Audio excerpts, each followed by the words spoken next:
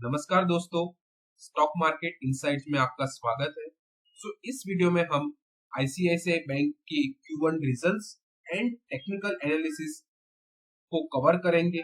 क्या रिजल्ट आया है, रिजल्ट अच्छा आया है कि नहीं, क्या मंडे को ये स्टॉक में तेजी देखी जा सकती है, क्या इसके टारगेट्स होने चाहिए, कहाँ पे आपको बाइंग करना है, कहाँ पे आपको सेलिंग करना है, क्या आपका स्टॉप लॉस रहेगा। ये सारी चीजें हम इसी वीडियो में डिस्कस करेंगे।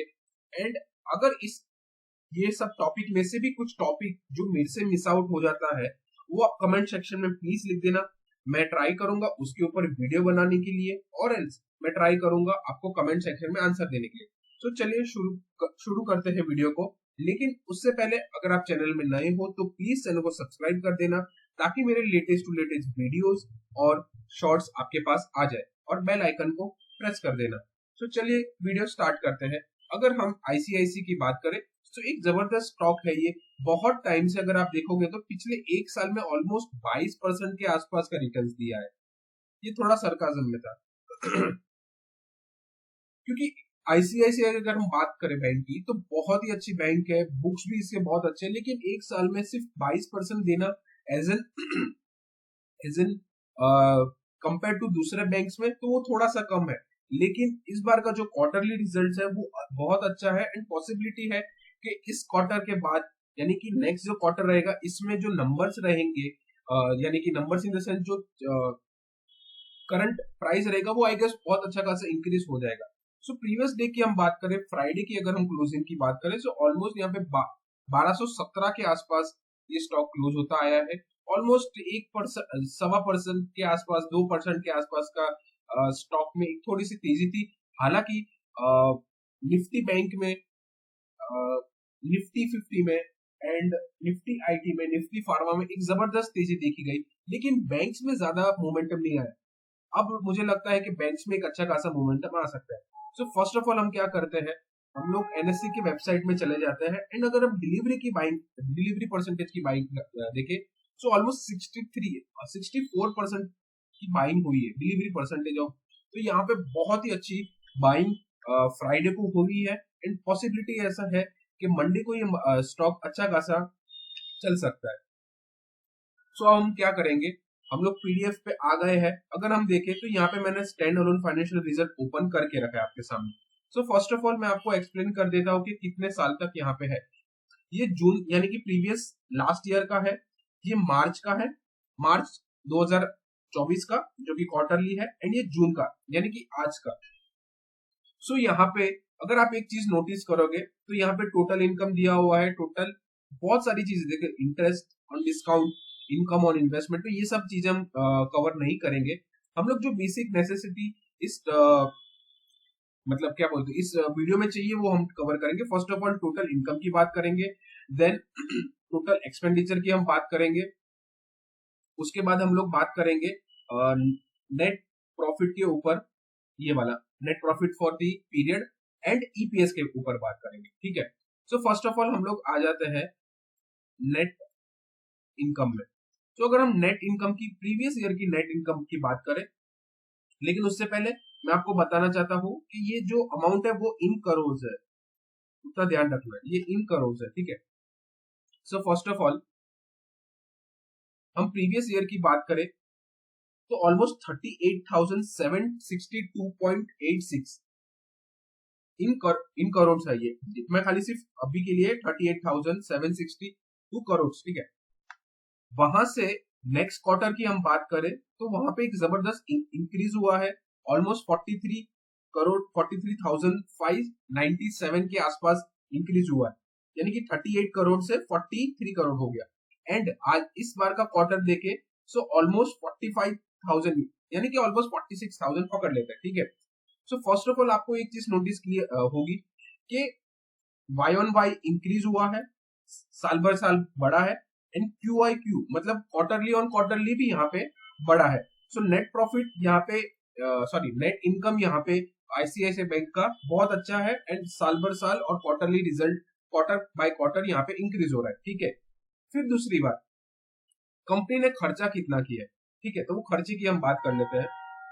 फर्स्ट ऑफ ऑल पिछले साल का जो खर्चा कंपनी ने किया है वो ऑलमोस्ट 24,623 करोड़ का था, ठीक है। वहां से अगर हम क्वार्टरली देखें तो वहां पे भी खर्चा बढ़ा है ऑलमोस्ट 28 करोड़, सॉरी 28,000 के आसपास। एंड इस क्वार्टर की बात करें सो यहाँ पे 29 ऑलमोस्ट 30,000 पकड़ लेते हैं, ठीक है। तो यहाँ पे खर्चा भी इंक्रीज हुआ है। सो साल भर साल खर्चा भी इंक्रीज हुआ है and quarterly on quarterly total expenditure भी यहाँ पे इंक्रीज हुआ है, ठीक है। अब बात आती है ऑपरेटिंग प्रॉफिट की। अगर हम ऑपरेटिंग प्रॉफिट की बात करें तो पिछले साल 14,000 था, पिछला क्वार्टर 15,000 था एंड इस क्वार्टर की बात करें तो ऑलमोस्ट 16,000 का था। सो यहाँ पे एक चीज आपने नोटिस की होगी थी, total income Y on Y बढ़ रहा है, क्वार्टरली क्वार्टरली बढ़ रहा है। टोटल एक्सपेंस की बात करें तो ईयरली बढ़ रहा है, क्वार्टरली बढ़ रहा है। ऑपरेटिंग प्रॉफिट की बात करें तो ईयरली बढ़ रहा है, सॉरी क्वार्टरली भी बढ़ रहा है। तो तीनों चीजें यहाँ पे बढ़ रही है। अब रही बात जिसको इंतजार था सबको कि net profit for the period. अगर हम नेट प्रॉफिट की बात करें तो पिछले साल का नेट प्रॉफिट अगर देखें तो ऑलमोस्ट 9,648 का था, यानी कि 9,648 करोड़ का था, ठीक है। वहां से बढ़कर ऑलमोस्ट 10,700 के आसपास आ गया एंड यहाँ पे ऑलमोस्ट 11,000 के आसपास आ गया। सो यहाँ पे आपने एक चीज नोटिस की होगी, इनकम भी बढ़ा है, एक्सपेंडिचर बढ़ा है, लेकिन नेट प्रॉफिट भी यहाँ पे इंक्रीज हो चुका है। सो नेट प्रॉफिट में वाई ऑन वाई भी इंक्रीज हुआ है एंड क्वार्टरली भी यहाँ पे इंक्रीज हुआ है। सो ऐसे देखने जाए तो रिजल्ट बहुत ही अच्छे है, यहाँ पे कोई नेगेटिव साइन नहीं है। क्या बोल रिजल्ट्स में, सॉरी। अगर हम ईपीएस की बात करें, अर्निंग पर शेयर, तो ईपीएस भी अगर आप देखोगे तो ईपीएस कहाँ गया,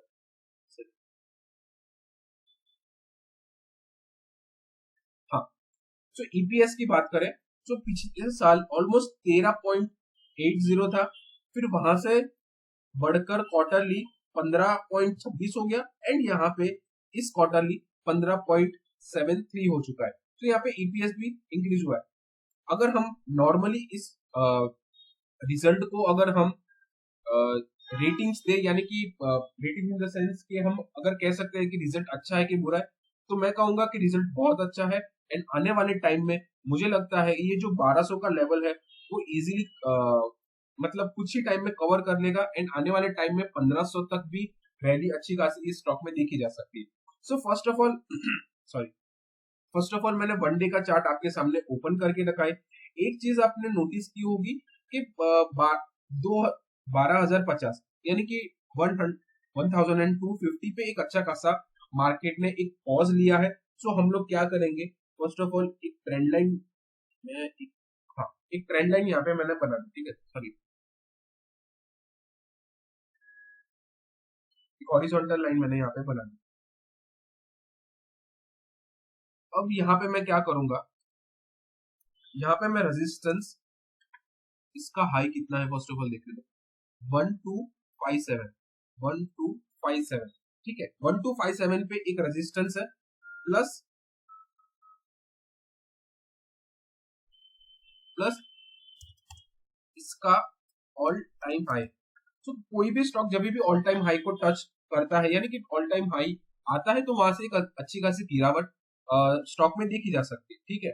सो हम लोग देख लेते हैं कि ऑल टाइम हाई से ऑलमोस्ट ये स्टॉक कितना परसेंटेज गिर चुका है। सो ऑलमोस्ट अगर हम देखें तो ज्यादा कुछ गिरा नहीं है, ऑलमोस्ट 5.5%, 6.25% के आसपास का यहाँ पे गिरावट देखा जा सकता है इस स्टॉक में, ठीक है। सो ज्यादा कुछ गिरा नहीं है स्टॉक अपने ऑल टाइम हाई से। अब रही बात सपोर्ट की, इसका सपोर्ट कहां पर है, इसका सपोर्ट ऑलमोस्ट इस लेवल पर है, ठीक है।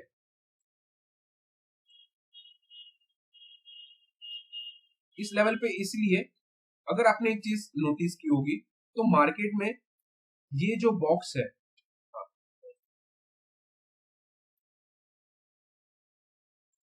इस बॉक्स को मार्केट में एक अच्छा खासा मोमेंटम में मतलब रहा, एक ही जगह काम किया इस बॉक्स में एंड देन एक अच्छा खासा ब्रेकआउट दे दिया। तो जब भी अगर कोई स्टॉक अपना ब्रेकआउट देता है, यानी कि जब भी कोई स्टॉक अपने रेजिस्टेंस को तोड़ता है, तो वो ऑलमोस्ट एक सपोर्ट के जैसे एक एंड करता है, एक्ट करता है, सॉरी। तो उस बेसिस में मैंने यहाँ पे इस लाइन को एक सपोर्ट के लिए मतलब सिलेक्ट किया है। एंड अगर आप चीज नोटिस करोगे तो यहाँ पे भी एक सपोर्ट लिया है एंड एक यहाँ पे भी सपोर्ट लिया है। सो फर्स्ट ऑफ ऑल हमारा सपोर्ट कहाँ पे होना चाहिए आपको क्लियर कट आइडिया मिल गया होगा। सो मैं क्या करूंगा, इस बॉक्स को सबसे पहले डिलीट कर दूंगा, ये गया तो गया। अब हमारा बन गया दूसरा सपोर्ट, ठीक है। सो हमारा यहाँ पे बन गया है सपोर्ट ऑलमोस्ट 1179 वन सॉरी 1179, ठीक है। 1179 पे एक अच्छा खासा सपोर्ट है। अब रही बात तीसरी बात कि आपने एक चीज नोटिस की होगी, ऊपर हॉरिजॉन्टल लाइन नीचे हॉरिजॉन्टल लाइन, और ये एक बॉक्स में काम कर रहा है। फर्स्ट ऑफ ऑल एक चैनल में काम कर रहा है। सो मैं एक चैनल भी यहाँ पे बना दूंगा, सो आपको बहुत ही इजीली अंडरस्टैंडिंग हो जाएगी।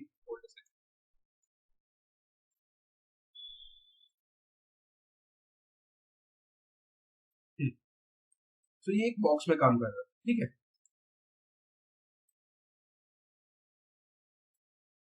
सो अगर आपने एक चीज नोटिस की होगी कि यहाँ पे एक रेजिस्टेंस के जैसे ये लाइन एक्ट करी जो कि है 1220, ठीक है। सो हम लोग क्या करेंगे, एक और लाइन यहाँ पे खींच देंगे। सो आपको एक आइडिया मिल जाएगा कि आपको किस लेवल पे परचेज करना है, किस लेवल पे सेल करना है, कहाँ पे आपका स्टॉप लॉस रहेगा। सो बॉक्स में एक रेंज में काम कर रहा है। अगर आप नोटिस करोगे यहाँ पे सपोर्ट लिया एंड देन यहाँ पे एक रेजिस्टेंस आया, फिर से यहाँ पे सपोर्ट लिया। अब ये जो लाइन है वो एज एन रेजिस्टेंस के जैसे काम करती है।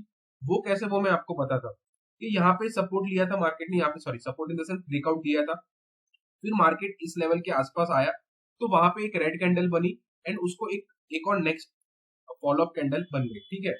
फॉलोअप कैंडल बन गई तो वापस मार्केट इस लेवल से नीचे आ गया, फिर से सपोर्ट लिया। इस बार क्या किया कि सपोर्ट को ब्रेक किया।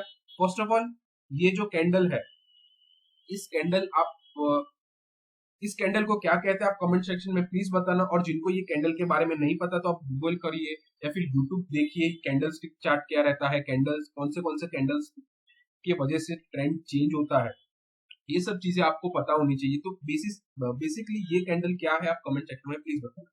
तो यहाँ पे कैंडल ये जो रेजिस्टेंस है वो सपोर्ट के जैसे एक्ट कर रहा है। अगर आप देखोगे तो यहाँ पे एक कैंडल बना, यहाँ पे भी एक सपोर्ट लिया, फिर एक अच्छा खासा मूवमेंट है बाहर, फिर से मार्केट यहाँ पे एक रेजिस्टेंस का बिकॉज ऑल टाइम हाई लग गया एंड फिर यहाँ पे नीचे आया तो एक सपोर्ट लिया यहाँ पे ऑलमोस्ट, फिर से ऊपर गया, फिर से नीचे आया। इस बार का क्या हुआ कि सपोर्ट जो था वो ब्रेक कर दिया एंड वो एक रेजिस्टेंस के जैसे एक्ट कर रहा है।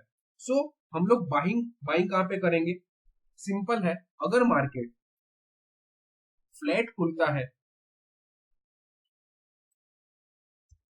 और हल्का सा भी गैप अप ओपन होता है एंड 1222/1223 इस लेवल के आसपास रहा तो आपको बाइंग के लिए जाना है। एंड आपका जो स्टॉप लॉस रहेगा वो थोड़ा सा बड़ा स्टॉप लॉस रहेगा, वो ऑलमोस्ट इस लेवल के आसपास का रहेगा। मतलब आपका जो सपोर्ट है उसी लेवल के आसपास आपका स्टॉप लॉस रहेगा। तो मैं यहाँ पे स्टॉप लॉस आपका रहेगा 100, तो 1180 पे आपका स्टॉप लॉस रहेगा। अगर फॉर एग्जांपल मार्केट इस लेवल को ब्रेक करता है तो आपको बाइंग करनी है एंड आने वाले टाइम में आपका जो फर्स्ट टारगेट रहेगा वो ऑल टाइम हाई के आसपास ही रहेगा। तो मैं क्या करता हूँ, टारगेट भी यहाँ पे लिख देता हूँ, तो आपको एक इजी कट आइडिया मिल जाना चाहिए टारगेट कहाँ पर। सो आपका टारगेट ऑलमोस्ट 1257 एंड अगर 1257 भी ब्रेक करता है तो आप वो स्टॉक में बने रहिए। आने वाले टाइम में मुझे लगता है कि 1320 1330 तक भी ये स्टॉक जाने के लिए रेडी है। सिंस मैं क्यों बोल रहा हूँ, बिकॉज काफी टाइम से ये स्टॉक ने परफॉर्म नहीं किया। दूसरी चीज यहाँ पे वॉल्यूम्स बहुत अच्छे आए हैं सपोर्ट के एंड से। तीसरी चीज कि ये स्टॉक का जो रिजल्ट है वो बहुत ही अच्छा है।